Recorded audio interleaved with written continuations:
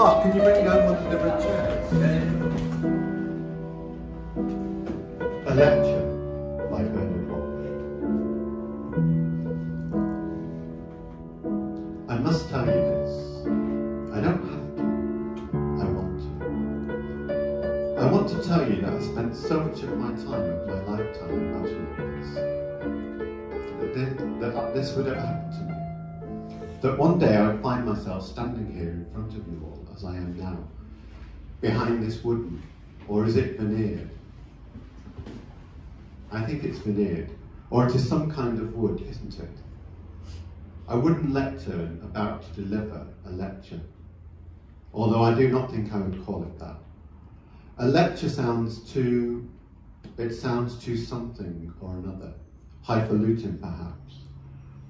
I might just call it a talk. No. As soon as I say it, I know I don't like the way it sounds, as though I'm trying to lower, shall we say, or to depreciate an expectation you might have already established through your own mind, a sense of whatever it is, or whatever it was you were expecting when you came into the room this evening.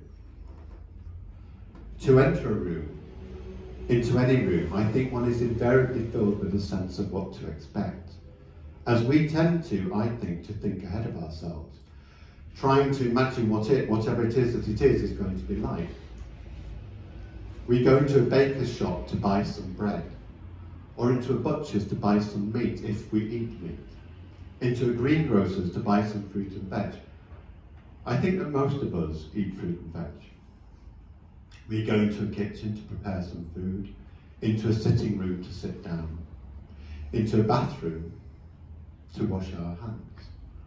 And we go into a bedroom to go to sleep, or to have sexual intercourse, or to masturbate. We go into a library to read a book, into a doctor's surgery, to try to find out if there is a cure for whatever it is we think that there is something wrong with us. And we go into a lecture theatre because we are in search of knowledge. I think that most of us who came into the room this evening are in search of knowledge. I came here because I was invited to. I was invited to speak to you all about some thoughts I've been having recently. I say recently, but I do not know how long it has been since I first started to have these thoughts. They are not all the same. I mean, they're not all the same thoughts as one another, as they tend to, I think, to move around one another a little bit every time I think about them. But they are, I would say, they are similar thoughts to one another, which are usually about, or they are around the same sort of thing. There are certain themes, shall I say, that emerge, then subsequently occur and reoccur. It is as though I'm trying to make an arrangement of things I want to think about when I'm on my own or when I'm in company. It doesn't seem to matter which, as these thoughts might occur to me at any time of day or night. And they are, I suppose, whatever it is they are supposed to be, which might not even make sense. I mean, what I just said then, it might not even make sense for me to say that these thoughts are whatever it is they are supposed to be. It is a fairly innocuous thing for me to say. I know that now. These thoughts are vivid, and I think they are vivid enough for me to be able to imagine that I can see, or I can hear, touch, taste, or smell a particular person, place, or thing. And it might have been, I do not know, it might have been a moment ago, an hour, a week, a year, 10, 20, or 23 years, or 24 years. I can still bring the same thought, or the same thoughts back into my mind to be with me now, if I want to. And at the drop of a hat, it's as though I'm there. I do not know why I keep thinking about the same sort of thing. It is like a mystery to me, why I might think about one sort of thing rather than another. Why, for instance, am I thinking about these thoughts that I'm thinking at the moment, and no other thoughts other than these thoughts? And what do these thoughts have to do with me? Is this a talk, or is it a lecture? And does it matter? That's a good point, isn't it? Does it matter? Does it really matter if I say, or if we say, that it, whatever it is that it is one thing, or if we say it is another? Yes, I think it does. I think it does matter, because words, the words themselves, carry with themselves a history of meaning of all the different ways in which a word, or in which words themselves move through and from one another all the time. As time, or so it might seem as though time itself is moving on, whilst we are, what are we? Whilst we are continuously trying to navigate our own way through the sinuous pattern of language. I have my own sense of whatever it is I think it is. Is it a talk or is it a lecture? Which comes to me after years of studying and then teaching fine art. Fine art as being a subject, a specific subject. Although I do not like that word, the word fine, being placed there so intimately and so intricately alongside what I imagine the potential of art to be. Art, which through my mind or through my own way of being able to think through whatever sort of emotional or physical facility I have, creates a sense of there being such a thing as an infinite possibility that might enable us, as being whatever it is we are being, by being ourselves as individuals, to unleash a source or a potential force of energy that is already here within us, within ourselves or within oneself. And I think that this is something we can only develop through an imaginative process that enables anyone, and therefore I would assume that anyone includes everyone, to imagine a transformation has taken place, or that it is still taking place, between an expression of what an idea is, i.e. this is what it is, comma, which is whatever it is, or that it might be, with an appreciation of whatever it is, that the difference is, or whatever it is a difference might be, between a notion of whatever it is a subject is, which is whatever it is that anyone might be able to imagine that this is what it is, which is whatever it is that it is, or that it might be. And a notion of whatever it is an object is, which is whatever it is an object is, which is whatever it is supposed to be, or that it is supposed to become. So it's being that which is whatever it is supposed to be becoming. Through its being that which is whatever it is that it is being, or that it is still supposed to be becoming, through a particular moment of time, where it's being that which is whatever it is that it is being, and that which is whatever it is that is supposed to be are coming into play with one another, and at the same time. This way of being, whilst whatever it is that it is still being, whatever it is that it is being, or that it is still becoming, whatever it is that is still becoming, is called a performance. And it's not always, I mean, the performance itself is not always about it being something that is fine, as in, yes, I think it was a fine performance, or yes, I think it was, or that it is a fine piece of art, or a piece of fine art, which is fine, isn't it? If that is what you want, what you really want. To live in a world that is fine, as in it is okay, isn't it, to want to live in a world that is fine. But sometimes I think it is better to have to take a little bit of rough with the smooth, to dispel or to try to dispel a particular notion or a particular way of thinking about whatever it is that it is. I think far too often complacent. I remember the first day when I arrived at Goldsmiths. I'd been offered a job for a year as a maternity cover to teach textiles within the context of studio practice, in what was then the Department of Visual Art, which has subsequently become the Department of Art. Plain and simple, it would seem. Or not so plain and simple, as in reality things are rarely ever as plain and simple as they might seem to be.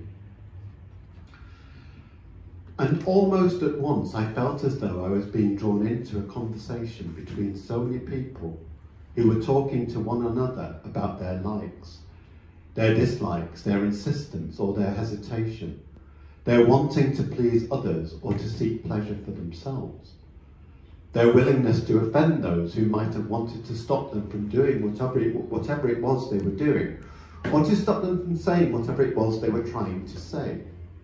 Gradually, and altogether, I think, we moved into, over and through, and often across one another's points of view, with the greatest of ease, pleasure, pain, irritation, frustration, provocation, and exaggeration. So by now,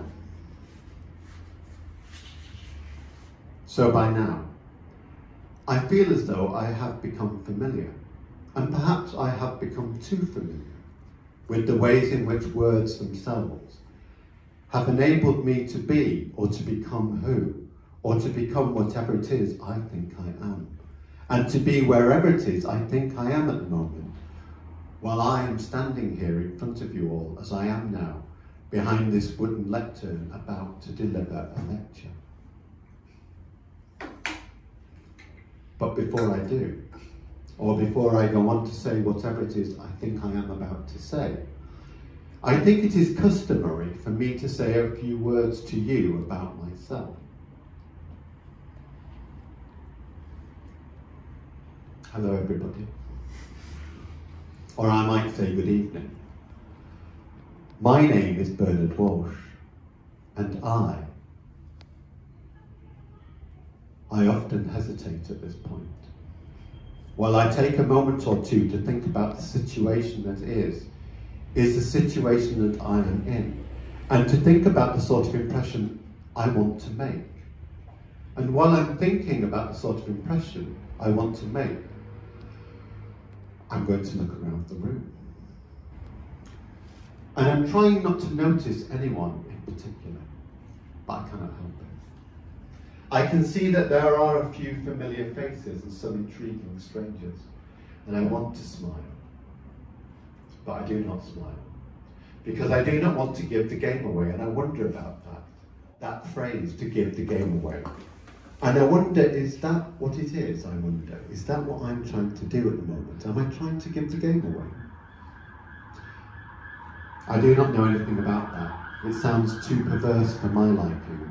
If I did want to give the game away, I do not think I would tell you that, because I think it would ruin the surprise. I suppose because that is all I can do, I suppose, but only to an extent. And there you see, I'm at it again. I'm saying something that I do not necessarily understand whatever it is I'm trying to say, but only to an extent. I think I'm trying to operate through a ploy that people often employ to try to avoid giving a straight answer to what might seem as though it is a more or less straightforward question. Are you happy? For example, is a typical sort of question. Yes, I say, I am, ... comma, but only to an extent. Or are you unhappy? Yes, I suppose I am, ... comma, but only to an extent. We never get there, do we? We never get to know what it is, unless it is, of course, a little bit of both, a little bit of this and a little bit of that, ... comma, but only to an extent. Because one would not want to give the game away, now would one? Or to tip the balance too far one way or another. Which is all well and good. What? What is? Which is all well and good. I do not know what you mean by that. What is all well and good? I mean to say that it is all well and good, isn't it, to try to maintain a balance between a little bit of this and a little bit of that, and a little bit of whatever else it is, or that it might be, that anyone might ever want to throw whatever it is that it is, or that it might be, into the equation. Well, there's also another phrase that is at this particular moment of time, that is coming into my mind at the moment, which is to hold the peace. As in to hold on to, or to try to hold on to, a notion of whatever it is that a notion of peace might be. Which is all well and good, isn't it, I suppose? But what about us? Us? Yes, What about those of us who do not want to have to hold on to a specific notion of whatever it is a specific notion of peace might be? A specific notion of peace that all too often, and I say this through what has been a great deal of my own experience of having to think about this quite a lot recently. A notion of peace that is all too often, I think, about us having to listen to other people telling us that this is what a notion of peace is whatever it is that they themselves have already decided, and usually amongst themselves, that this is what a notion of peace is, which is whatever it is that they think that this is what a notion of peace is supposed to be. A notion of peace that might not include all of us in the notion of it being that which is whatever it is that it is, or that it is supposed to be, as equally as it might include some of us. A notion of peace that is, I think, all too often, and now you see, I'm at it again. I'm saying all too often, too often. All too often, all too often, all too often. But I think that this is something I have to say, and to say it as often as I might have to say it, or as often as I might want to say it over and over again. A notion of peace that is, I think, all too often about the interests of a particular group of people who are, or so it might seem as though they are only interested in looking out for, or in looking after their own interests. The same group of people who have already, I think, assumed too much power, and who try to exert too much control over the way or over the ways others are supposed to live their lives, and in accordance with the rules that they invent. I mean, for goodness sake, just look at the way they assume those titles for themselves, that we are all supposed to recognise. His Serene Highness, Her Serene Highness, Her Most Gracious Majesty, His Most Gracious Majesty, Her Grace, Her Excellency, His Eminence, His Holiness. And then there are the robes, the ceremonial robes, the wigs, the sashes, the satin gowns, the medals, jewels, the carriages, cavalcades, the private trains, the private planes, private yachts, and now they have, and would you believe it, they have their own private rockets. A notion of peace that all too often props up a wretched state of affairs that sees other people's suffering become an asset, or a means to an end to justify a specific intervention in the name of whatever it is. Better the devil you know, though, I suppose. No. I do not suppose it is better the devil you know. I do not suppose it is better to have to kowtow to a despotic villain, whether or not they are already known to you or to us, and in whatever guise it is that they might appear to be. The devil you know. Because it is, according to those who become the spokesperson or the spokesman or woman, it is a price worth paying, isn't it, for us to be able to draw a line across a map that puts that lot over there, another lot over here, and if we split that lot between this lot and that lot, well, that should do it, shouldn't it? No. I do not think that it does do it, and I do not think it will ever do it. And I do not think it is a price worth paying for the rest of us to simply fall in line whilst we listen to whatever it is we're being told that this is what we're all supposed to think, and that this is what we're all supposed to do now. Or what else is there for us to do? Do we show indifference, or do we feign ignorance? Oh, I did not realise that. Oh, you did not realise what? You did not realise that there are so many levels of injustice, of inequality, discrimination being perpetrated through all sorts of systems that allow for all sorts of pernicious goings on to continuously and persistently propagate themselves in order to maintain a balance of power between a little bit of this and a little bit of that and a little bit of whatever else it is, or that it might be that anyone else who is interested in taking control over the way that other people are supposed to live their lives might ever want to throw into the equation. All we are saying, yes, I know that. I know that all you are saying is give peace a chance. Nice, isn't it? Nice. Nice words that sound nice, if you like that sort of thing. Nice words that were, I suppose, well-intentioned enough whenever it was that those words were composed. But essentially, I think they are indifferent words that do not add up to that much, not when you actually think about it. All we are saying is give peace a chance. All we are saying while John and Yoko were lying there in their bed in the honeymoon suite of the Queen Elizabeth Hotel in Montreal, surrounded by dozens of journalists and various celebrities, cameramen and a sound engineer.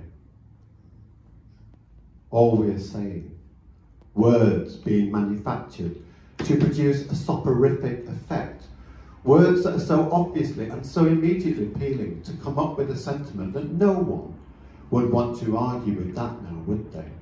Like a picture of a fluffy kitten that is trying to escape from a wicker basket that's been filled with too many balls of coloured wool that are unravelling before our eyes. So all we have to do now is to write a note, a little note to whoever it is that we are writing a little note to, on the inside of the card. Then we stick a stamp on the envelope and we pop it in the post box. And that is it, isn't it? Have a nice day. Namaste. We tend to just go along with it, don't we? We're doing whatever it is we've been told that this is what we're all supposed to do. To live our lives through so many pointless gestures that have been liberally glazed with sugar-soaked sentiments that are meant to make us all forget about a sense of responsibility, that we might have to think about whatever it is we're doing, or to think about whatever it is we're saying, or to think about whatever it is we are singing while we are still singing along to the same dreary selection of anthems. All we are saying is give peace a chance.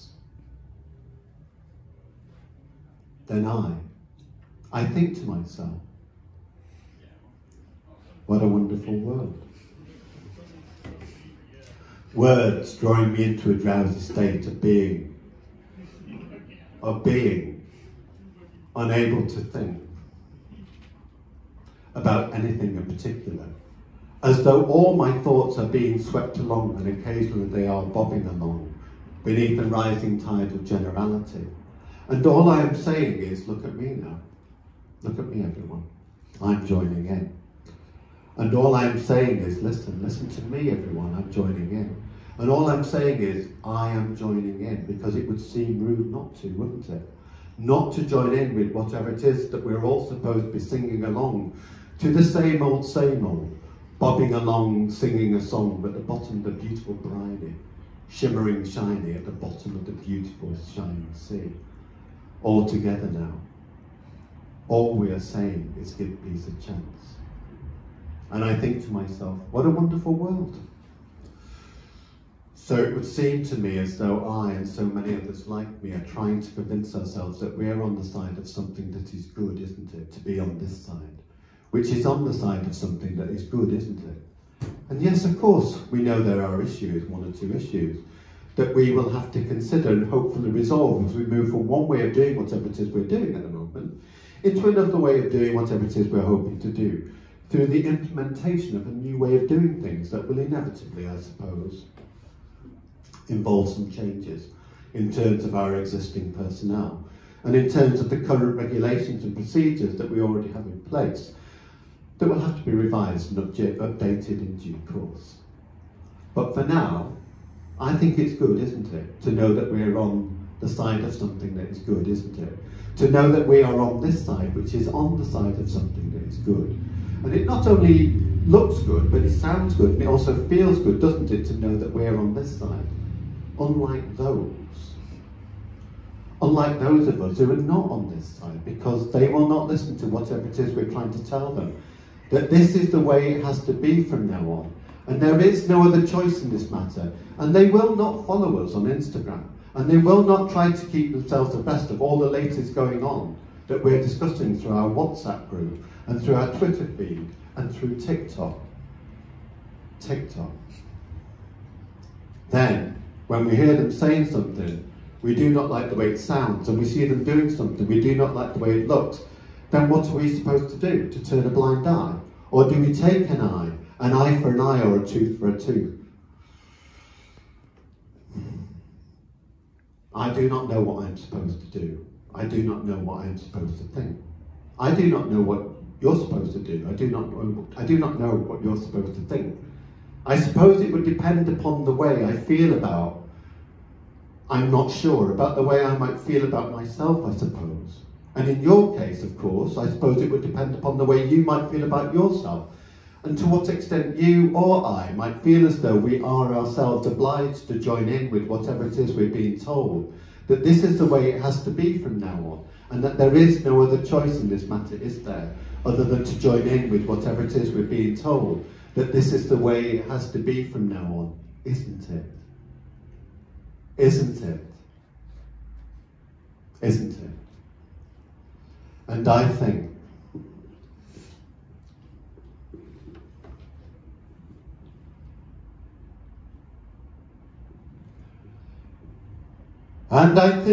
to myself,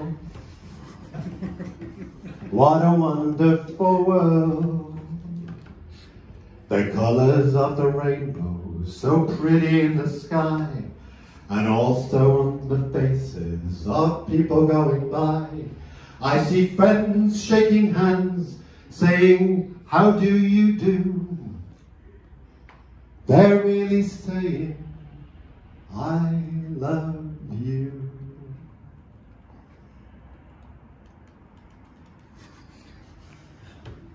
Thank you, everyone. I do love you.